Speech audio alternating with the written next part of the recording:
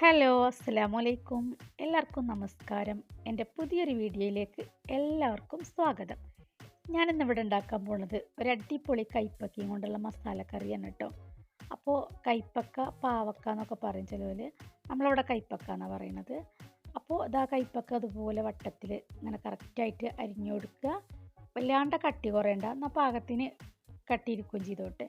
അപ്പോൾ എന്നിട്ട് അതിലത്തെ മൂത്ത കുരുവൊക്കെ ഉണ്ടാവില്ലേ, അതൊക്കെ ഇങ്ങനെ കളഞ്ഞു കൊടുക്കുക.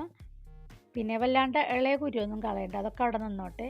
നല്ലോണം മൂത്ത കുരുവൊക്കെ ഉണ്ടെങ്കിൽ ഒന്ന് കളഞ്ഞു കൊടുക്കുക, അല്ലെങ്കിൽ ഇതിൻ്റെ ടേസ്റ്റ് മാറിപ്പോവും. നമ്മൾ കറിയല്ലേ ഉണ്ടാക്കാൻ പോണത്. അപ്പോൾ അതാ അതുപോലെ ഒരുവിധമുള്ള കുരുവൊക്കെ കളഞ്ഞിട്ടുണ്ട്. നമുക്കിതിൻ്റെ കൈപ്പക്കൻ്റെ കയ്പ്പ് കുറച്ച് ഇളക്കി കളയണം. അപ്പോൾ അതിന് വേണ്ടിയിട്ട് നമുക്ക് കുറച്ച് ഉപ്പിട്ട് കൊടുക്കുക. ഉപ്പിട്ടിട്ട് ഒന്ന് എല്ലായിടത്തും കൂടി ഒന്ന് തൂവിത് സ്പ്രെഡാക്കി വെക്കുക. എന്നാൽ ഒരു അരമണിക്കൂറൊക്കെ റെസ്റ്റ് ചെയ്ത് കഴിഞ്ഞാൽ, അരമണിക്കൂറോ 1 മണിക്കൂറൊക്കെ നമ്മൾ ടൈം പോലെ വെച്ച് കഴിഞ്ഞാൽ അത് കഴുകിയാൽ ഇതിൻ്റെ എല്ലാ കയ്പ്പും പോയി കിട്ടും. നമ്മളിത് തീരെ കയ്പ്പില്ലാതെയാണ് ഇത് ഉണ്ടാക്കാൻ പോണത്.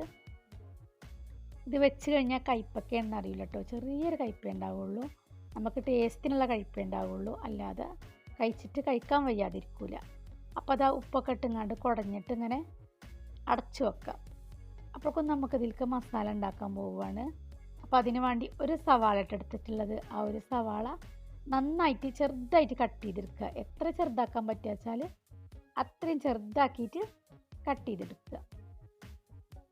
പിന്നെ അതിലേക്ക് വേണ്ടത് തക്കാളി, പച്ചമുളക്, വെളുത്തുള്ളി.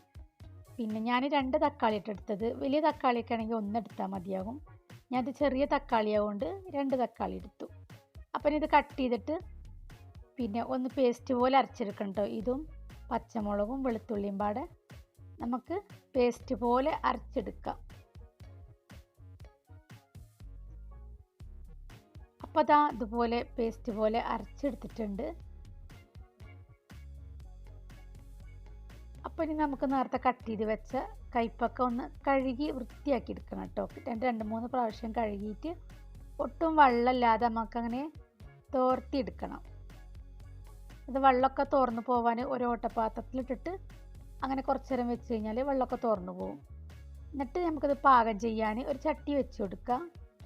ഞാൻ മൺചട്ടിയിലാണ് കേട്ടോ ഉണ്ടാക്കാൻ പോണത്. ഞാൻ ഒരു വിധമുള്ള കറികളും അങ്ങനെയുള്ളതൊക്കെ മൺചട്ടിയിലാണ് ഉണ്ടാക്കൽ.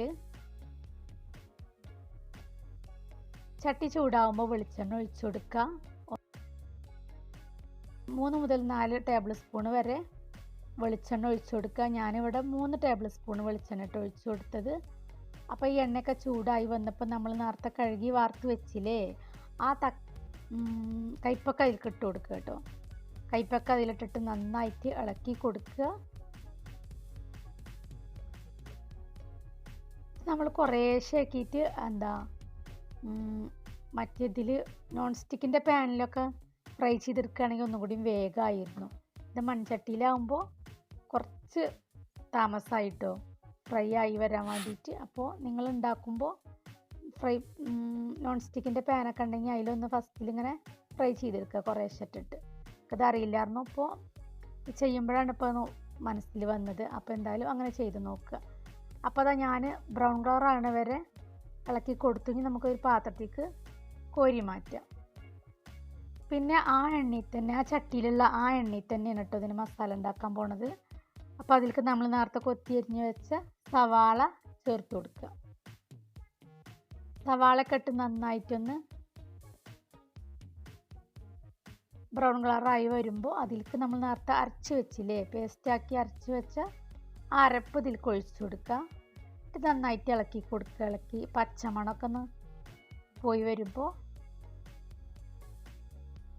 പച്ചമണം പോണ വരെ നന്നായിട്ട് ഇളക്കി കൊടുക്കുക. ഇനി നമുക്ക് ഇതിലേക്ക് മസാലപ്പൊടികൾ ചേർത്ത് കൊടുക്കുക. അപ്പോൾ ആദ്യം തന്നെ ഒരു 1/2 സ്പൂൺ മഞ്ഞൾ ചേർത്ത് കൊടുത്തു, മഞ്ഞൾപ്പൊടി. പിന്നെ 1 സ്പൂണ് നിറയെ മുളക് പൊടി ചേർത്ത് കൊടുത്തു. ഈ മുളക് നല്ല എരിവാട്ടോ, അപ്പോൾ അതുകൊണ്ട് 1 സ്പൂണാണ് ചേർത്തി കൊടുത്തത്. പിന്നെ വേണ്ടത് കുറച്ച് പുളിയാണ്. കുറച്ച് പുളി പിഴിഞ്ഞ വെള്ളം ഒഴിച്ചു കൊടുത്തു. പുളിയൊന്നും അധികം വേണ്ട, പാകത്തിനെടുത്ത് അത് ഒഴിച്ചു കൊടുത്തു. പിന്നെ അതിൽ ചേർത്ത് കൊടുത്തത് മല്ലിപ്പൊടിയാണ്.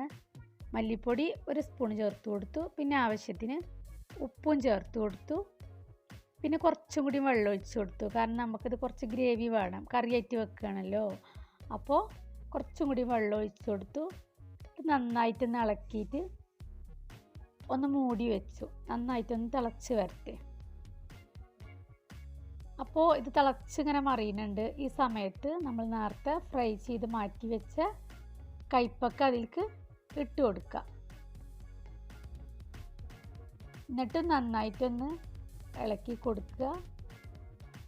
ഇളക്കി നല്ല ഫുള്ള് ഫ്ലെയിമിലൊരു 4-5 മിനിറ്റ് അങ്ങനെ വെച്ച് കൊടുക്കുക. നല്ല ഫുള്ള് ഫ്ലെയിമിൽ കേട്ടോ. ഇതിൻ്റെ ഹാഫ് വേവ് കഴിഞ്ഞതാണ് നമ്മൾ ഫ്രൈ ചെയ്തപ്പോൾ. അപ്പോൾ ഇനി ഹാഫ് വേവും കൂടി ഉണ്ടാവുള്ളൂ. അപ്പോൾ അതിന് വേണ്ടിയിട്ട് ഒരു 4-5 മിനിറ്റ് നല്ല ഫുള്ള് ഫ്ലെയിമിലിട്ടിട്ട് ഒന്ന് വെച്ച് കൊടുക്കുക. അപ്പോൾ അത് 5 മിനിറ്റൊക്കെ ആയിട്ടുണ്ട്. ഞാൻ തുറന്ന് നോക്കി. അപ്പോൾ ഇതിൻ്റെ വേവായിട്ടുണ്ട്. ഇത് നമ്മളെ മസാലക്കറി ഇവിടെ റെഡി ആയിട്ടുണ്ട്. ഇനി നമുക്കിതൊന്ന് താളിച്ചെടുക്കണം. കടുക് പൊട്ടിച്ചൊന്ന് താളിച്ചെടുക്കണം. അപ്പോൾ ചില ആൾക്കാരൊക്കെ ഇത് ഫസ്റ്റിൽ തന്നെ നമ്മൾ സവാള വഴറ്റിയില്ലേ അതിൻ്റെ ഒപ്പം തന്നെ ഇത് താളിച്ചെടുക്കും. പക്ഷേങ്കിൽ ഞാൻ ലാസ്റ്റാണ് കേട്ടോ ചെയ്യണത്. ഇപ്പോൾ ഒരു പാന് വെച്ച് കൊടുത്തിട്ടുണ്ട്. കുറച്ച് വെളിച്ചെണ്ണ ഒഴിച്ച് കൊടുത്തു. കടുക്, ഉലുവ, ജീരകം, പിന്നെ കുറച്ച് ജീരകം, പിന്നെ ഉലുവ ഇട്ടിട്ടില്ല കേട്ടോ. ജീരകം, കടുക്, പിന്നെ കറിവേപ്പില, വറ്റൽമുളക്, ഇതൊക്കെ ഒന്ന് താളിച്ചിട്ട് ഇതിലൊഴിച്ച് കൊടുക്കാം. ഇതിലൊഴിച്ച് കൊടുത്തിട്ട് അങ്ങനെ ഇളക്കാതെ ഒന്ന് അങ്ങോട്ട് മൂടി വെക്കുക കേട്ടോ. അപ്പോൾ പെട്ടെന്ന് എൻ്റെ ആ മണമൊക്കെ ഒന്ന് എല്ലായിടത്തും കൂടി ഇങ്ങോട്ട് സ്പ്രെഡ് ആയിക്കോളും ഉള്ളിൽ. അപ്പോൾ ഒന്ന് അടച്ച് വെച്ച് കൊടുക്കുക. പിന്നെ ഒരു 2 മിനിറ്റ് കഴിഞ്ഞിട്ട് ഒന്ന് മൂടി തുറക്കുക, ഇളക്കുക.